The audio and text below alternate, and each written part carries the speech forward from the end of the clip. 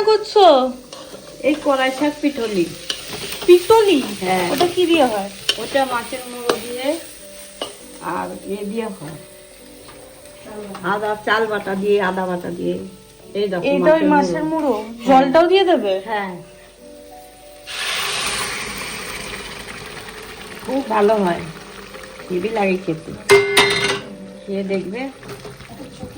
এটা কি এরকম জল জলই থাকবে না? না না, এটাতে চাল বাটা ডাল বাটা দেবো।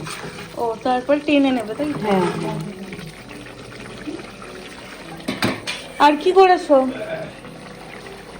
এখানে ভাত এক হাঁড়ি দেখ, আর আর এখানে এই যে বেগুন ভাজা, এখানে পেঁয়াজের ডাল, ডালটা একটু দেখ, ডালটা দেখ, এই যে পেঁয়াজের ডাল।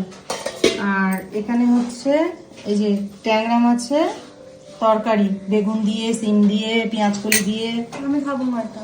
খেতেই হবে। আর এখানে এই যে ফুলকপি দিয়ে, আলু দিয়ে কাটাপোনা মাছের তরকারি করেছি।